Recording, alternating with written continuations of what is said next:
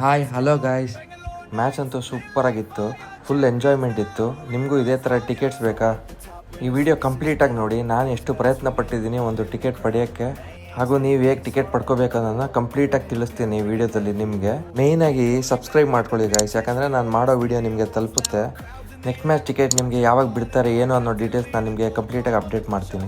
Actually ticket announcement ಆಗಿದ್ದು 24th morning 9 o'clock ಇಲ್ಲ 10 o'clock ಅನಿಸುತ್ತೆ.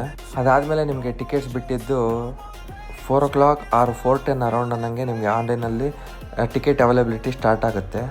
ಅವತ್ತು ಆಲ್ಮೋಸ್ಟ್ 7-8 ಸ್ಟ್ಯಾಂಡ್ ಬಿಟ್ಟಿದ್ರು ಟಿಕೆಟ್. ನಾನಂತೂ ಬಂದು ಮಾರ್ನಿಂಗ್ 10 o'clock ಮೊಬೈಲಲ್ಲಿ ಹಾಗೂ ಲ್ಯಾಪ್ಟಾಪಲ್ಲಿ ಎರಡರಲ್ಲೂ ಲಾಗಿನ್ ಆಗಿ ಬೇರೆ ಬೇರೆ ನಂಬರಿಂದ ಲಾಗಿನ್ ಆಗಿ 5 ಮಿನಿಟ್ಸ್ಗೂ ರಿಫ್ರೆಶ್ ಮಾಡಿ ಚೆಕ್ ಮಾಡ್ತಾಯಿದ್ದೆ. ಆ್ಯಕ್ಚುಲಿ ಅವತ್ತು ತುಂಬ ಚೆನ್ನಾಗಿ ಗೊತ್ತಾಗಿರುತ್ತೆ ಏನಾಗಿದೆ ಅಂತ. ಸೀಟ್ಸ್ ಸೆಲೆಕ್ಷನ್ ಮಾಡೋಕ್ಕೆ ಹೋದರೆ ಏನಾಗ್ತಾಯಿದೆ, some seats are booked by other user ಅಂತ ಬರ್ತಾಯಿತ್ತು. ಅವತ್ತು ನಾನು ಎಷ್ಟು ಟ್ರೈ ಮಾಡಿದ್ದೀನಿ ಅಂದರೆ, ಇದು ಆಲ್ಮೋಸ್ಟ್ 1 hour ಸ್ಕ್ರೀನ್ ರೆಕಾರ್ಡಿಂಗ್ ಇದೆ.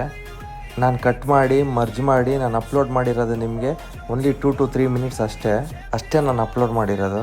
ನಾನು ನನ್ನ ಕೆಲಸ ಎಲ್ಲ ಬಿಟ್ಟು ಮಾರ್ನಿಂಗಿಂದ ಲಾಸ್ಟ್ ಟೈಮ್ ಕಪ್ ಕೂಡ ಗೆದ್ದಿದ್ರು, ಇದೇ ಫಸ್ಟ್ ಮ್ಯಾಚು ಬೆಂಗಳೂರಲ್ಲಿ ಮ್ಯಾಚ್ ನಡೀತಾ ಇದೆ ಅಂತ ಎಕ್ಸೈಟ್ಮೆಂಟಲ್ಲಿ ಟಿಕೆಟ್ ಬುಕ್ ಮಾಡೋಕ್ಕೆ ಹೋದರೆ ಆನ್ಲೈನ್ ಬಿಟ್ಟಾಗಂತೂ 1 hour ಟ್ರೈ ಮಾಡಿದ್ದೀನಿ ಯಾವ್ದಾದ್ರು ಸ್ಟ್ಯಾಂಡ್ ಟಿಕೆಟ್ ಸಿಗಲಿ ಅಂತ. ನಾನು ಆಲ್ಮೋಸ್ಟ್ 25,000 ಸ್ಟ್ಯಾಂಡ್ ಕೂಡ ಟ್ರೈ ಮಾಡಿದ್ದೀನಿ, ಒಂದು ಟಿಕೆಟ್ ಕೂಡ ಬುಕ್ ಮಾಡೋಕ್ಕಾಗಿಲ್ಲ. ಪ್ರತಿ ವರ್ಷವೂ ನಡೆಯೋ ಥರನೇ ಈ ವರ್ಷವೂ ಸ್ಕ್ಯಾಮ್ ಅಂತ ನಾನಂತೂ ಬೇಡವೇ ಬೇಡ, ಟಿಕೆಟೇ ಬೇಡ ಅಂತ ನಾನಂತೂ ಮನೇಲಿ ನೋಡಿದ್ರೆ ಸಾಕು ಅಂತ ಡಿಸೈಡ್ ಆದೆ. ಆದರೂ ಇನ್ನೊಂದ್ಸಲ ಟಿಕೆಟ್ ಬಿಡ್ತಾರೆ ಅಂತ ವೆಯ್ಟ್ ಮಾಡೇ ಮಾಡ್ತೀವಲ್ವ.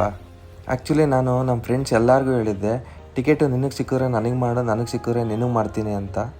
ಮತ್ತು ಫ್ರೈಡೇ ನೈಟ್ ಬಿಟ್ಟಿದ್ದಾರೆ ಟಿಕೆಟು ಆನ್ಲೈನಲ್ಲಿ, ಅಂದರೆ ಮಿಡ್-ನೈಟ್ 1:30ಗೆ ಬಿಟ್ಟಿದ್ದಾರೆ. ಆದರೆ ಯಾವುದೇ ಅನೌನ್ಸ್ಮೆಂಟ್ ಮಾಡಿರಲಿಲ್ಲ ಆನ್ಲೈನಲ್ಲಿ. ನಿಮಗೂ ಇದೇ ಥರ ಅಪ್ಡೇಟ್ ಬೇಕು ಅಂದರೆ ನನ್ನ ಚಾನಲ್ನ ಫಾಲೋ ಮಾಡಿ. ಫ್ರೈಡೇ ಮಿಡ್-ನೈಟ್ 1:30ಗೆ ಟಿಕೆಟ್ ಬುಕ್ ಮಾಡಿದಾಗಲೇ ನಮಗೂ ಕೂಡ ಸಿಕ್ಕಿದ್ದು. ಟಿಕೆಟ್ ಕೂಡ ಅಪ್ಲೋಡ್ ಮಾಡಿದ್ದೀನಿ, ನೀವು ಚೆಕ್ ಮಾಡ್ಬೋದು.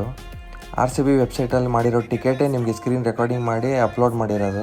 ತುಂಬ ಸ್ಟ್ರಿಕ್ಟ್ ಇದೆ RCB ಮ್ಯಾನೇಜ್ಮೆಂಟ್ ಈ ಸರಿ ಅವ್ರು ಯಾವುದೇ ರೀತಿ ಸ್ಕ್ಯಾಮ್ ಮಾಡ್ತಾಯಿಲ್ಲ. ನೀವೇನು ಮಾಡಬೇಕಂದ್ರೆ ಅಪ್ಡೇಟ್ಸ್ ತಿಳ್ಕೋಬೇಕು. ನನ್ನ ಚಾನಲ್ ಸಬ್ಸ್ಕ್ರೈಬ್ ಮಾಡಿಕೊಂಡು ನಂದು ಇನ್ಸ್ಟಾ ID ಮೆನ್ಷನ್ ಮಾಡಿರ್ತೀನಿ, ನನಗೆ DM ಮಾಡಿ. ಟಿಕೆಟ್ ಸಿಕ್ಕಿದ ಮೇಲೆ RCB ಈ ಸಲ ತುಂಬ ಸ್ಟ್ರಿಕ್ಟ್ ಇದೆ. ನೀವು ಯಾವ ರೀತಿ ಫಾಲೋ ಮಾಡಬೇಕು ಅಂತ ಈ ವಿಡಿಯೋದಲ್ಲಿ ಕಂಪ್ಲೀಟ್ ತಿಳಿಸ್ಕೊಡ್ತೀನಿ. ನಿಮ್ಮ ಹತ್ರ ಟಿಕೆಟ್ ಬಂದು ಸ್ಕ್ರೀನ್ಶಾಟ್ ಇದ್ದರೆ ಅದನ್ನ ಇಟ್ಕೊಂಡು ಸ್ಟೇಡಿಯಮ್ಗೆ ಹೋಗ್ತೀರಾ ಅಂದರೆ ಯಾವತ್ತೂ ಹೋಗ್ಬಿಡಿ, ಯಾಕಂದರೆ RCB ಅವರು ಅಲೋ ಮಾಡ್ತಾಯಿಲ್ಲ ಸ್ಕ್ರೀನ್ಶಾಟ್ನ. ನೀವು RCB ವೆಬ್ಸೈಟಲ್ಲಿ ಲಾಗಿನ್ ಆಗಿ ನಿಮ್ಮದೇ ಟಿಕೆಟ್ ಇದ್ದು ವ್ಯೂ ಟಿಕೆಟ್ ಅನ್ನೋದು ಒಂದು ಆಪ್ಷನ್ ಬರುತ್ತೆ. ಆ ವ್ಯೂ ಟಿಕೆಟ್ ಕ್ಲಿಕ್ ಮಾಡಿದ್ರೆ ನಿಮ್ಗೊಂದು ಪಾಸ್ವರ್ಡ್ ಕೇಳುತ್ತೆ. ಆ ಪಾಸ್ವರ್ಡ್ ಲಾಗಿನ್ ಆದರೆ ನಿಮ್ಮದು ಟಿಕೆಟ್ ಓಪನ್ ಆಗೋದು, ಆ ಟಿಕೆಟೇ ನಿಮಗೆ ಸ್ಕ್ಯಾನ್ ಆಗೋದು. ಅದು ಬಿಟ್ಟರೆ ಬೇರೆ ಯಾವ ಟಿಕೆಟು ಸ್ಕ್ಯಾನ್ ಆಗೋಲ್ಲ. ನಿಮಗೆ ಮೆಟ್ರೋ ಟಿಕೆಟ್ ಕೂಡ ಅಷ್ಟೇ, ನೀವು ಲಾಗಿನ್ ಆಗಿ ನಿಮ್ಮ ಲಾಗಿನಲ್ಲಿರೋ QR ಟಿಕೆಟ್ ಮಾತ್ರ ನಿಮಗೆ ಸ್ಕ್ಯಾನ್ ಆಗುತ್ತೆ. ಅದು ಬಿಟ್ಟರೆ ಬೇರೆ ಯಾವುದೇ QR ಸ್ಕ್ಯಾನ್ ಆಗೋಲ್ಲ. ನೀವು ತುಂಬ ಜನ ಮೋಸ ಮಾಡೋರನ್ನ ನಂಬಕ್ಕೆ ಹೋಗಬೇಡಿ. ನಿಮ್ಮ ಹತ್ರ ಅಮೌಂಟ್ ಹಾಕ್ಸ್ಕೊಂಡು ಟಿಕೆಟ್ ಸ್ಕ್ರೀನ್ಶಾಟ್ ಕಳಿಸಿದ್ರೆ ಯಾವುದೇ ಟಿಕೆಟ್ ನೀವು ಅಕ್ಸೆಪ್ಟ್ ಮಾಡೋಕ್ಕೆ ಹೋಗಬೇಡಿ. ನಿಮ್ಮ ಹತ್ರ RCB ವೆಬ್ಸೈಟಲ್ಲಿ ಟಿಕೆಟ್ ಲಾಗಿನ್ ಆಗಿರೋದು ಇಲ್ಲದೇ ಇದ್ದರೆ ನಿಮ್ಮನ್ನ ಒಳಗಡೆ ಅಂತೂ ಬಿಡಲ್ಲ. ದಯವಿಟ್ಟು ನಿಮ್ಮ ಹತ್ರ ಟಿಕೆಟ್ ಇದ್ದರೆ ಮಾತ್ರ ನೀವು ಸ್ಟೇಡಿಯಂ ಹತ್ರ ಹೋಗಿ, ಯಾಕಂದರೆ ತುಂಬ ಸ್ಟ್ರಿಕ್ಟ್ ಆಗಿದ್ದಾರೆ. ಸುಮ್ಮನೆ ನೀವು ನಿಂತ್ಕೊಳೋದಕ್ಕೂ ಕೂಡ ಬಿಡೋದಿಲ್ಲ ಪೊಲೀಸ್ ಅವರಲ್ಲಿ. ಹಾಗೂ ನಿಮ್ಮ ಹತ್ರ ಇರೋ ಟಿಕೆಟು, ಮೊಬೈಲು, ವ್ಯಾಲೆಟ್ ಮಾತ್ರ ನಿಮ್ಮನ್ನ ಒಳಗಡೆ ಅಲೋ ಮಾಡ್ತಾರೆ. ಅದು ಬಿಟ್ಟರೆ ನಿಮ್ಮ ಹತ್ರ ಬೇರೆ ಏನೇ ವಸ್ತು ಇದ್ರೂ ಕೂಡ ನಿಮ್ಮನ್ನ ಅಲೋ ಮಾಡೋದಿಲ್ಲ ಒಳಗಡೆ. ನಿಮ್ಮದು ಟಿಕೆಟ್ ಸ್ಕ್ಯಾನ್ ಆಗಿದ ತಕ್ಷಣ ನೀವು ಒಳಗೆ ಎಂಟ್ರಿ ಕೊಟ್ಟಿದ ತಕ್ಷಣ ನಿಮ್ಮದು ಸೀಟ್ ಬಂದು ಮಿಸ್ಮ್ಯಾಚ್ ಆಗಿರುತ್ತೆ. ನಿಮಗೆ ಹುಡ್ಕೋಕ್ಕೆ ಕಷ್ಟ ಆದರೆ ಮೇ ಹೆಲ್ಪ್ ಯು ಅಂತ ಅಲ್ಲಿ ತುಂಬ ಜನ ಇರ್ತಾರೆ. ನೀವು ಅವ್ರ ಹೆಲ್ಪ್ ತೊಗೊಳ್ಳಿ, ನಿಮ್ಮ ಸೀಟ್ ಎಲ್ಲಿದೆ ಅಂತ. ಹಾಗೂ ನಿಮ್ಮ ಸೀಟಲ್ಲಿ ಬೇರೆ ಯಾರಾದರೂ ಕೂತಿದ್ರೆ ಅವ್ರನ್ನ ಎಬ್ರಿಸಿ ನಿಮಗೆ ಸೀಟ್ ಅವೈಲಬಿಲಿಟಿ ಮಾಡಿಕೊಡ್ತಾರೆ. ಒಂದು ಖುಷಿ ವಿಚಾರ ಏನಂದರೆ, ನಿಮಗೆ ಕಾಂಪ್ಲಿಮೆಂಟ್ರಿ ಅಂತ ಫುಡ್ ಬಂದು ಫ್ರೀ ಕೊಡ್ತಾಯಿದ್ದಾರೆ. ಟಿಕೆಟ್ ಪ್ರೈಸ್ ಹೈ ಎಲ್ಲಿದೆ ಅಲ್ಲಿ ಮಾತ್ರ ಕೊಡ್ತಾಯಿದ್ದಾರೆ, ಅದು ಬಿಟ್ಟರೆ ಲೋ ಪ್ರೈಸ್ ಇರೋ ಟಿಕೆಟಿಗೆಲ್ಲ ಕೊಡ್ತಾಯಿಲ್ಲ. ನಾನು ಏನು ಹೇಳ್ತೀನಿ ಅಂದರೆ, ಈ ಸಲ RCB ಟಿಕೆಟ್ ಪ್ರೈಸ್ ಬಂದು ತುಂಬ ಹೈ ಇದೆ. ನೀವು ಯಾವುದೇ ಬ್ಲಾಕಲ್ಲಿ ಟಿಕೆಟ್ ತೊಗೊಳಕ್ಕೆ ಹೋಗಬೇಡಿ, ಯಾಕಂದರೆ ತೊಗೊಳಕ್ಕೆ ಹೋದರೆ ನಿಮಗೆ ಒಂದು ಟಿಕೆಟ್ ಪ್ರೈಸ್ ಇರೋದು 3 ಪಟ್ಟು ಜಾಸ್ತಿ ಹೇಳ್ತಾರೆ. ಹಾಗೂ ಈ ಸಲ ತುಂಬ ರೆಸ್ಟ್ರಿಕ್ಷನ್ ಇದೆ RCBದು. ನಾನು ಆಲ್ರೆಡಿ ಎಕ್ಸ್ಪ್ಲೇನ್ ಮಾಡಿದ್ದೀನಿ ಏನೇನು ರೆಸ್ಟ್ರಿಕ್ಷನ್ ಇದೆ ಹಾಗೂ ಏನೇನು ಫಾಲೋ ಮಾಡಬೇಕು ಅಂತ. ನೀವು ಕಂಪಲ್ಸರಿ ಫಾಲೋ ಮಾಡಲೇಬೇಕಾಗತ್ತೆ. ನೀವು ಫಾಲೋ ಮಾಡಲಿಲ್ಲ ಅಂದರೆ ಅವ್ರು ಅಲೋ ಮಾಡೋದಿಲ್ಲ ಒಳಗಡೆ. ನೀವೇ ನೋಡ್ಬೋದು RCB ಕ್ರೌಡ್ ಹೇಗಿದೆ ಅಂತ. ಅಲ್ಲಿ ಟಿಕೆಟ್ ಇರೋರು ಮಾತ್ರ ಬಂದಿದ್ದಾರೆ, ಹಾಗೂ ಬಂದಿದ್ದಾರೆ ಸ್ವಲ್ಪ ಜನ ಟಿಕೆಟ್ ಇಲ್ಲದೆ ಇರೋರು. ಅಲ್ಲಿ ಟಿಕೆಟ್ ಸಿಗುತ್ತೆ ಅನ್ನೋ ಉದ್ದೇಶದಿಂದ. ಬಟ್ ಏನಂದರೆ ಅಲ್ಲಿ ಮುಂಚೆ ಅಂತ ಅಷ್ಟೊಂದು ಜನ ಏನಿಲ್ಲ ಅಲ್ಲಿ. ನಮಗೆ ಸಿಕ್ಕಿರೋ ಟಿಕೆಟ್ ಬಂದು ಎಚ್ಚಪ್ಪರ್ ನಮ್ಮನ್ನ ಗೇಟ್ ನಂಬರ್ 17 ಎಂಟ್ರಿ ಮಾಡಿದ್ರು, ಹಾಗೂ ಟ್ಯಾಗ್ ಹಾಕಿ ಫುಡ್ ಕೂಪನ್ ಕೂಡ ಕೊಟ್ಟರು. ಆಮೇಲೆ ಅಲೋ ಮಾಡಿದ್ರು.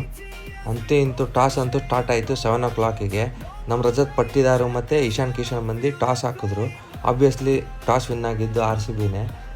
RCB ಸೆಲೆಕ್ಟ್ ಮಾಡಿದ್ದೆ ಚೇಸಿಂಗ್, ಹಾಗೂ ಸಬ್ಸ್ಟಿಟ್ಯೂಟ್ ಪ್ಲೇಯರ್ಸ್ ಕೂಡ ಮೆನ್ಷನ್ ಮಾಡಿದರು. ಅದೇನು ಅಂಥ ಸರ್ಪ್ರೈಸ್ ಅನ್ನಿಸ್ಲಿಲ್ಲ, ಯಾಕಂದರೆ ಎಕ್ಸ್ಪೆಕ್ಟ್ ಮಾಡಿರೋರೇ ಇದ್ದರು ಬೋರ್ಡಲ್ಲಿ. ಇದಾದಮೇಲೆ ಏನು ಮಾಡ್ತಾರೋ every season of the first match obviously ಹೇಗೆ ಸ್ಟಾರ್ಟ್ ಮಾಡ್ತಾರೋ ಹಾಗೆ ರಾಷ್ಟ್ರಗೀತೆ ನ್ಯಾಷನಲ್ ಅಂತಮಿಂದ ಸ್ಟಾರ್ಟ್ ಮಾಡಿದ್ರು. ಸೀಸನ್ ಅಂತೂ ಸ್ಟಾರ್ಟ್ ಆಯಿತು. ನಾವು ಯಾರಿಗೋಸ್ಕರ ವೆಯ್ಟ್ ಮಾಡ್ತಾಯಿದ್ವೋ ವಿರಾಟ್ ಕೊಹ್ಲಿ ಅದೇ ಎನರ್ಜಿಯಿಂದ ಸ್ಟೇಡಿಯಮ್ಗೆ ಎಂಟ್ರಿ ಕೊಟ್ಟರು. ಅವರು ಆನ್ ಫೀಲ್ಡ್ ಬಂದಾಗ ಸ್ಟೇಡಿಯಮಲ್ಲಿರೋ ಸೌಂಡೇ ಹೇಳುತ್ತೆ ಅವರು ಯಾಕೆ ಕಿಂಗ್ ಅಂತ. ನಮ್ಮ ಮುಂದೆನೇ ಕ್ಯಾಮ್ರಾಮ್ಯಾನ್ ಕೂಡ ಇದ್ದರು. ಅವ್ರು 4Kಲಿ ತುಂಬ ಚೆನ್ನಾಗಿ ಕ್ಯಾಪ್ಚರ್ ಮಾಡ್ತಾಯಿದ್ರು. ನಾನು ನನ್ನ ಫೋನಲ್ಲಿ ಕ್ಲಾರಿಟಿ ಎಷ್ಟು ಚೆನ್ನಾಗಿದೆ ಅಂತ ಚೆಕ್ ಮಾಡ್ತಾಯಿದ್ದೆ. ಮ್ಯಾಚ್ ಅಂತೂ ಸೂಪರಾಗಿತ್ತು. ನಾನಂತೂ one of the best moment ಅಂತೂ ಕ್ಯಾಪ್ಚರ್ ಮಾಡಿದೆ. ಒನ್ ಆಫ್ ದ ಬೆಸ್ಟ್ ಅಂತ ಹೇಳ್ಬೋದು. ಸಾಲ್ಟ್ 1 ಹ್ಯಾಂಡ್ ಕ್ಯಾಚ್ ಕಂಪ್ಲೀಟ್ ಮಾಡಿದಾಗಂತೂ ಯಾರು ಕೂಡ ಎಕ್ಸ್ಪೆಕ್ಟ್ ಕೂಡ ಮಾಡಿರಲಿಲ್ಲ ಅವರು 1 ಹ್ಯಾಂಡ್ ಕ್ಯಾಚ್ ಕಂಪ್ಲೀಟ್ ಮಾಡ್ತಾರೆ ಅಂತ. ಒಂದು ಟೈಮಲ್ಲಿ ಇಂಥ ಕ್ಯಾಚೆಲ್ಲ ಎ.ಬಿ. ಡಿ ವಿಲಿಯರ್ಸ್ ಕಂಪ್ಲೀಟ್ ಮಾಡ್ತಾಯಿದ್ರು. ಅವ್ರ ರಿಪ್ಲೇಸ್ಮೆಂಟಿಗೆ ಸಾಲ್ಟ್ ಬಂದಿದ್ದಾರೆ ಅಂತ ಅನ್ನಿಸ್ತಾ ಇತ್ತು ನಮಗೆ. ಇಶಾನ್ ಕಿಶನ್ ಔಟ್ ಆಗ್ತಿದ್ದಂಗೆ ಬಂದಿದೆ ಅನಿಕೇತ್ ವರ್ಮಾ. ಇವ್ರು ಹೊಡೆದಿಲ್ಲ ಅಂದಿದ್ರೆ 500 ಕೂಡ ರೀಚ್ ಆಗ್ತಾ ಇರಲಿಲ್ಲ SRH. ಪಾಪ ನಮ್ಮ ಅಣ್ಣ SRH ಅಭಿಮಾನಿ ಒಬ್ಬನೇ ಕಿರ್ಚುತ್ತಾ ಇದ್ದ ಸಾಲ್ಟ್ ಔಟ್ ಆದಾಗ SRH ಅಂತ. ಅಂದರೆ ಅವ್ನಿಗೆ ಗೊತ್ತಿರಲಿಲ್ಲ ಇನ್ನು ನಮ್ಮ ದೇವದತ್ ಪಡಿಕಲ್ ಬಂದರೆ ಹೇಗೆ ಹೊಡಿತಾ ಇದ್ದ ಅವರಿಗೆ ಅಂತ. Virat Kohli favourite shot cover drive. ಅವ್ರು ಯಾವಾಗ ಹೊಡಿತಾರೆ ಅಂತ ವೆಯ್ಟ್ ಮಾಡ್ತಾ ಇದ್ದೆ. ಆದರೆ ಕ್ಯಾಪ್ಚರ್ ಆಗಿದ್ದು ಮಾತ್ರ ಈ ಶಾಟ್. ಇದಕ್ಕೂ ಮುಂಚೆ ರಜತ್ ಪಟ್ಟಿದಾರ್ 6 ಹೊಡೆದಿದ್ರು. ಈ ಬಾಲ್ ಕೂಡ 6 ಹೊಡಿತಾರೆ ಅಂತ ಕ್ಯಾಪ್ಚರ್ ಮಾಡಿದೆ. ಆದರೆ ಅವ್ರ ಕೆಲಸ ಅವ್ರು ಮಾಡಿ ಔಟ್ ಆದರು. ಸಾಕಲ್ವಾ, 258 ಸ್ಟ್ರೈಕ್ ರೇಟಲ್ಲಿ ಬ್ಯಾಟಿಂಗ್ ಆಡಿದ್ದಾರೆ. ಅದಾದಮೇಲೆ ಬಂದಿದ್ದೆ ಜಿತೇಶ್ ಶರ್ಮಾ. ಇವರು ಕೊನೆವರೆಗೂ ಇದ್ದು ಮ್ಯಾಚ್ ಫಿನಿಷ್ ಮಾಡ್ತಾರೆ ಅಂತ ಎಕ್ಸ್ಪೆಕ್ಟ್ ಮಾಡ್ತಾಯಿದ್ವಿ. ಆದರೆ ಅವರು 6 ಹೊಡೆಯೋಕ್ಕಾಗಿ ಅವರು ಕೂಡ ಔಟ್ ಆದರು. ಆ್ಯಕ್ಚುಲಿ ದುಡ್ಡು ಕೊಟ್ಟು ಟಿಕೆಟ್ ತೊಗೊಂಡು ಸ್ಟೇಡಿಯಮಿಗೆ ಬಂದು ಕ್ರಿಕೆಟ್ ನೋಡಿದ್ದು ವರ್ತ್ ಅನ್ನಿಸ್ತು. ಯಾಕಂದರೆ ನಮ್ಮ ಫೇವ್ರೆಟ್ ಬ್ಯಾಟ್ಸ್ಮನ್ ಯಾವತ್ತೂ ನಮ್ಮನ್ನ ಡಿಸಪಾಯಿಂಟ್ ಮಾಡಲ್ಲ ಅಲ್ವಾ. ಅದೇ ನಮ್ಮ ವಿರಾಟ್ ಕೊಹ್ಲಿ 50 ಹೊಡೆದಿದ್ದು. ಮುಂಚೆ ಇರೋ ಥರ ವಿಂಟೇಜ್ ಅಗ್ರೆಸಿವ್ನೆಸ್ ವಿರಾಟ್ ಕೊಹ್ಲಿ ಇದ್ದಿದ್ರೆ ಚೆನ್ನಾಗಿರ್ತಿತ್ತು. ಆದರೆ ಈ ಮನುಷ್ಯನ ಮೇಲೆ ಇಟ್ಟಿರೋ ಎಕ್ಸ್ಪೆಕ್ಟೇಷನ್ ಯಾವತ್ತೂ ಕೂಡ ಕಮ್ಮಿ ಮಾಡಿಲ್ಲ. ಒನ್ ಆಫ್ ದ ಬೆಸ್ಟೇ ಟೀಮ್ ಕೊಟ್ಟಿರೋದು ಇವರು. 2018ನಲ್ಲಿ ಕಪ್ ಗೆದ್ದಿದ್ದು ಒಂದು ವಿಡಿಯೋ ಮಾತ್ರ ಹಾಕಿದ್ರು. ಆದರೆ ನಮ್ಮ ಸ್ಟೇಡಿಯಂ ಹೇಗೆ ಕಿರ್ಚಿದೆ ಅಂದರೆ one of the best stadium and crowd ಅಂತ ಹೇಳ್ಬೋದು. ಹಾಗೆ ಕಿರ್ಚಿದ್ದಾರೆ ನಮ್ಮ ಜನ. ಒಂದು ಟೈಮಲ್ಲಿ ಆಪತ್ ಬಾಂಧವ ಅಂದ್ರೇ ಎ.ಬಿ. De Villiers.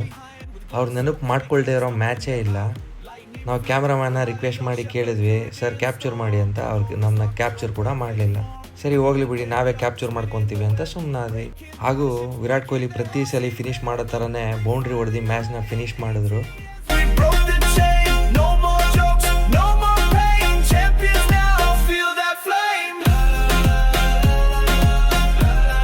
ಕೊನೆಗೂ ಸೀಸನ್ 2 ಲೋಡಿಂಗ್ ಅಂತ ಹೇಳಿ ಮ್ಯಾಚ್ ಅಂತ ಕಂಪ್ಲೀಟ್ ಆಯಿತು. ಒಬ್ಬರು ತುಂಬ ದೊಡ್ಡ ಫ್ಯಾನ್ ಬಂದಿದ್ದರು ಸ್ಟೇಡಿಯಮ್ಮಿಗೆ.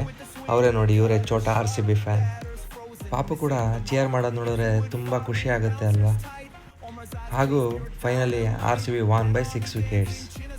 ಹಾಗೂ ಇದೇ ರೀತಿ ಅಪ್ಡೇಟ್ಸ್ ಬೇಕು ಅಂದರೆ ಸಬ್ಸ್ಕ್ರೈಬ್ ಮಾಡಿ, ಲೈಕ್ ಮಾಡಿ, ಕಮೆಂಟ್ ಮಾಡಿ ಹಾಗೂ ಶೇರ್ ಮಾಡಿ. ನಂದು ಇನ್ಸ್ಟಾಗ್ರಾಮ್ ID ಕೂಡ ಮೆನ್ಷನ್ ಮಾಡಿದ್ದೀನಿ. ನಿಮಗೆ ಅಪ್ಡೇಟ್ಸ್ ಬೇಕಾದಲ್ಲಿ ಫಾಲೋ ಮಾಡಿ.